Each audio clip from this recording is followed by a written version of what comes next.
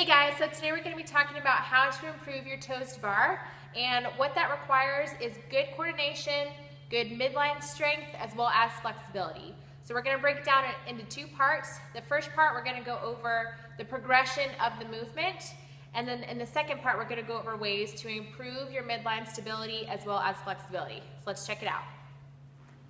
So the first thing that we're going to be working on is a kipping progression. And before you move on to more advanced movements, you want to feel really comfortable with just hanging on the bar. And so we're going to be working on some scalp pull-ups. So you're just going to come onto the bar, and then you're going to sink down low, and without bending your arms, you're just going to come into that scalp pull-up or just shrug up. Then you're going to come back down and just shrug up, just like that. So my feet are together, my body is long. And you want to make sure that you can perform 5 sets of 10 reps with about a 30-second break in between before you move on to this next movement. So the second progression is lat activation, and you're just going to come up to the bar, you're going to shrug, and you're going to activate your lats by pressing down onto the bar.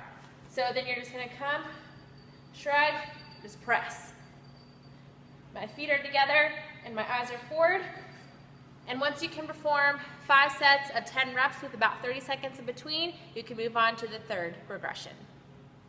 All right, so step 3 is more of a dynamic movement. It's the kipping swing. So you want to come up again to the bar, shrug, activate your lats, but then fall through. So you're just going to be activating and just coming right through. It's going to require shoulder mobility. And again, my feet are together, my body is long, my eyes are forward. And since it's more of a dynamic movement, you want to be able to stop right in between and not keep swinging like that. So do that movement, 5 sets of 10 reps, 30 seconds in between. And once you have that down, then you can move on to step 4. All right, so step 4 is the kipping knee raise, and that's closer to the actual movement. So it looks like this. You're going to hop up onto the bar, have active shoulders, initiate that swing. But now you're just going to bring your knees up. And you're still going to have that controlled swing, so you should be able to stop right in between. And you want to make sure that you can perform 5 sets, 10 reps, 30 seconds rest in between. But then once you get really good, then every single time that you raise your knees, it should be breaking that parallel line. So you should be able just to raise up like this, knees above the hips. And then once you are consistent with that, then you can move on to the next step. All right, so the final drill before we move to the full toes to bar is continuing with the kipping knee raise, but then adding a foot flick on there. So what that looks like, grabbing onto the bar, continuing with your knee raises, but now you're just adding a foot flick. So you'll notice that I have a really strong and consistent swing, and I'm just flicking my feet higher and higher towards the bar, and eventually you'll be able to make contact. So again, you just want to make sure that your swing is staying really consistent and strong while doing the movement, and then you're also going to just work on getting your feet higher and higher up towards the bar, and as you get stronger, you'll be able to make contact and then get your full toes to bar. All right, so last segment we talked about the progression of the toes to bar, and this portion we're going to be talking about ways to improve your midline stability as well as flexibility. So this first portion we're going to be working on V-ups, and you want to work up to 3 sets of 15 reps with 30 to 60 seconds rest in between. So for the V-up, you're going to come in this position and just V-up, just like that. If that's too easy for you, then you can come back into that hollow body with your arms behind and then come back. And then if you want to mimic the actual movement, you'll do a straight leg V-up. So you'll come here. All right, so keep working on those movements for increased core strength as well as endurance.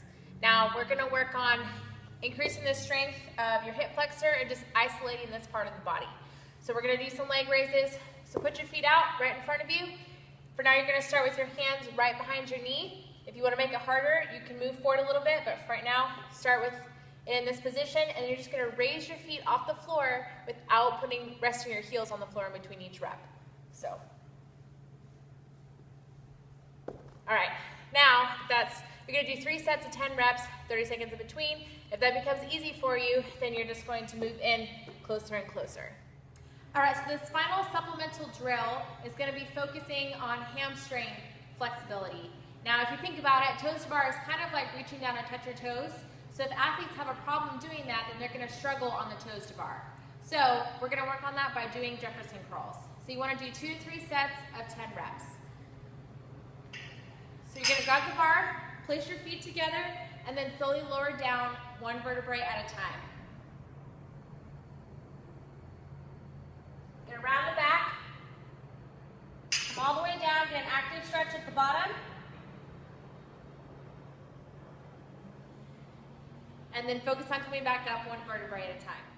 All right, so the goal for this movement is to increase flexibility, so that way it'll make the gap between the toes and the bar a little bit easier.